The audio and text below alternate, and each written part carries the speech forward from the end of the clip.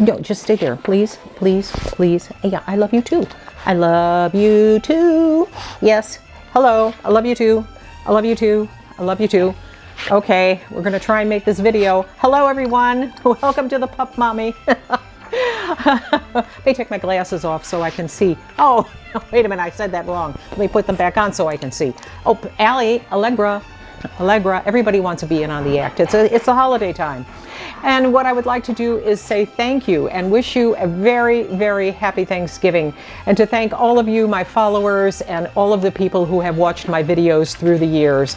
I deeply appreciate your support, and I hope that the videos I've been producing you have found helpful and informative. And I would like to continue to produce the content that you want to watch. So now that the holidays are upon us, I would like to take a couple of moments to remind everyone that one of the things that you don't want with the holidays is for your pet to end up at the vet.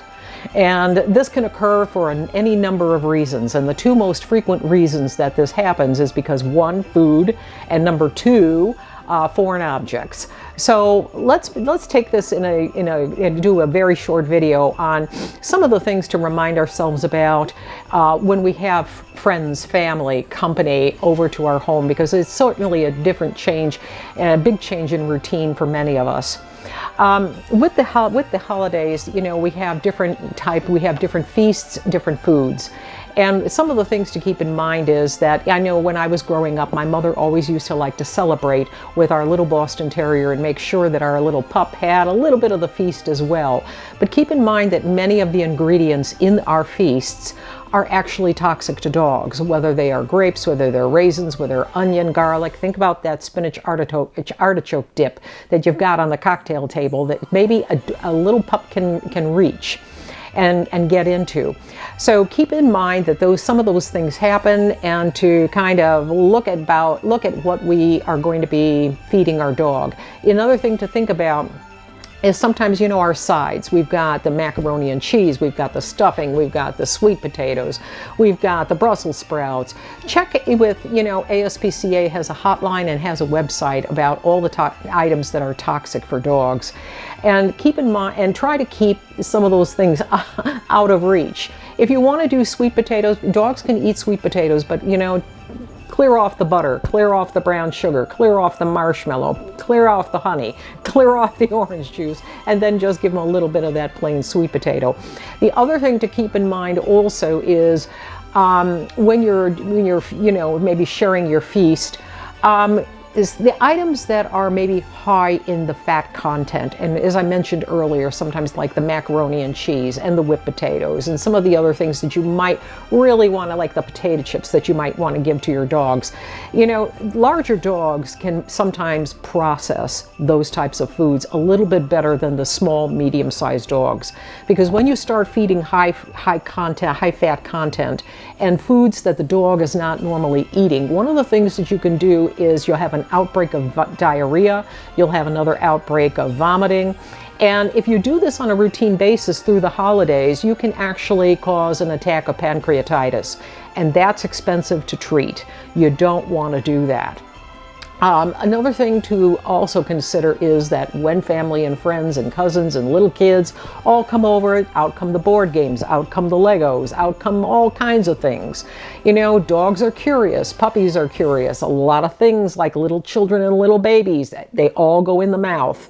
So one of the things that you don't want to get stuck with at the holiday time is a foreign object surgery, which can be thousands of dollars. So again, keep your pet away from the vet. I think that about covers it in a nutshell, because if you're an experienced dog owner, you know very well about all of these things that I've been mentioning. You know, the other thing I will close by saying, you know, when you have a change in routine in holidays and you've got family and friends and everyone over, everyone, especially like when I was growing up, everybody wants to pet the dog. Everyone wants to play with the dog. Everyone wants a, you know, have a safe space for your dog, a timeout space, maybe in a different room or in a corner, block it off a little so that the dog can have, kind of get a little bit of a rest, have a timeout, get some rest, get some sleep. I know, when I was growing up, I mentioned I had a Boston Terrier. We used to do that because I had a little cousin, Michael, and he was always like this with the dog. And, my parents were like, Michael, dog needs rest, dog needs a timeout. So we would put little Poco in her, in the room off the den, close the door, and everybody got some rest and some free time, especially the dog. So with that, I'm going to say again, very, very happy holidays to you. Again, thank you very much for subscribing, for watching. If you'd like me to discuss certain topics or if you have questions, please jot them into the comments or drop me a line. My contact information is in the description section. And with that, again, don't forget to click and subscribe. Visit my website. I do have help, do have various different packages of help for people who are looking to find dogs, whether you need a little bit of help, whether you'd like me to search for you, or whether you'd like complete turnkey services in terms of finding the dog, setting your home up, finding the groomers, the veterinarians, the trainers. I've got all different kinds of services packages available. And also, there's all kinds of things that you can kind of delve into and see what you'd like. So thank you again very much for watching. Happy holidays, and bye for now.